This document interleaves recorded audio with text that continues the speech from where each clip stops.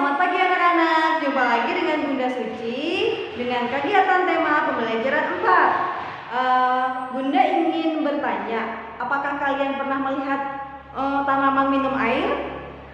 Dan kalau tanaman tidak diberikan air, apakah akan tumbuh atau mati? Nah, sebagaimana juga manusia juga memerlukan air. Ada juga loh Bun, tanaman yang tidak menggunakan air, tidak disiram, tidak diberikan air, ya seperti tanaman yang kaktus, seperti itu ya, yang hidup-hidup di gurun pasir ataupun di tanah yang kering, seperti itu ya. Kita coba saksikan video bersama Bunda Suci bagaimana cara tanaman bisa menyerap air, seperti itu. Oke? Kita simak baik-baik ya. Siap, dengarkan baik-baik ya. Yang Bunda pegang ini adalah sebuah tanaman. Tanaman ini terdiri dari daun, batang, ranting, dan akar. Nah, yang di bawah ini namanya akar yang kecil-kecil ini. Akar merupakan bagian tanaman yang berfungsi untuk menyerap air dan unsur hara dari dalam tanah. Fungsi air sangat penting untuk kelangsungan hidup tanaman. Akar memiliki struktur yang meliputi ujung, tudung, cabang, dan rambut atau bulu akar. Akar juga terus mengalami pertumbuhan pada ujungnya, walaupun tidak sepesat jika dibandingkan dengan bagian di permukaan tanah. Akar umumnya memiliki ujung yang meruncing agar lebih mudah untuk menembus air.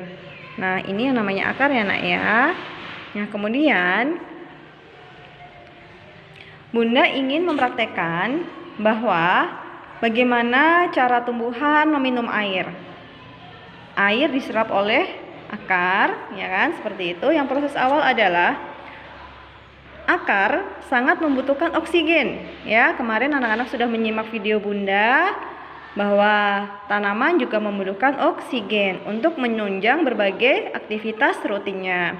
Oksigen akan menjadi sumber energi yang paling penting untuk akar dalam proses penyerapan terhadap air dan juga unsur hara. Proses awal penyerapan air dan unsur hara, hal pertama yang dilakukan akar ialah mencari air dan unsur hara di dalam tanah. Ini merupakan tugas dari bagian akar yang disebut rambut akar. Seperti ini anak ya. Rambut akarnya, mereka berbentuk serabut halus berukuran kecil. Nah, yang seperti ini ya, yang sangat kecil. Bisa dilihat ya, nanti diambil beberapa tanaman yang mungkin di rumah, di sekitar lingkungan kita, yang ada akarnya yang kecil seperti ini. Nah, kemudian air dan unsur hara yang sudah ditemukan dari dalam tanah selanjutnya masuk melalui celah-celah rambut akar. Nih, lewat sini ya nak ya. Penyerapan ini termasuk hal yang luar biasa sebab mampu melawan gaya gravitasi bumi yang selalu mengakibatkan benda jatuh ke bawah. Hal ini dapat terjadi karena adanya tekanan akar, tenaga kapilari yaitu penyerapan dan juga tarikan transpirasi atau tekanan akar, tekanan yang terjadi pada pembuluh kayu sebagai hasil dari proses aktif.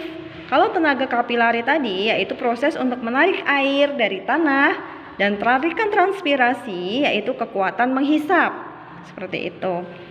Kemudian air dan unsur hara telah diserap oleh akar rambut tersebut akan larut dan mengalir ke sel-sel di sekitarnya dengan arah horizontal atau mendatar hingga akhir sampai ke pembuluh kayu atau silem.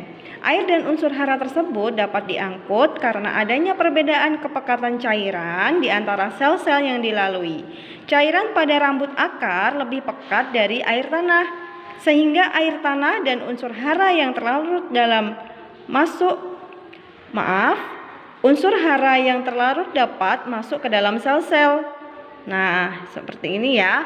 Bunda contohkan, ini Bunda ada contoh yaitu air yang sudah Bunda beri warna hijau, pewarna hijau.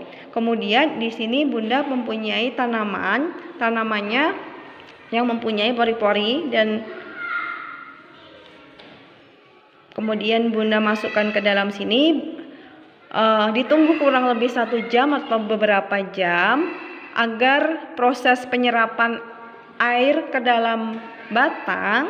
Nah, nanti kemudian daun ataupun bunga bisa berubah warna seperti itu ya. Silakan dicoba anak-anak di rumah. Kalau di buku tema bisa dilihat di halaman 45 ya. Bisa menggunakan 1 gelas ataupun 2 gelas. Bunda sarankan bunganya berwarna yang tidak sama dengan pewarnanya. Seperti itu ya tugas dari Bunda.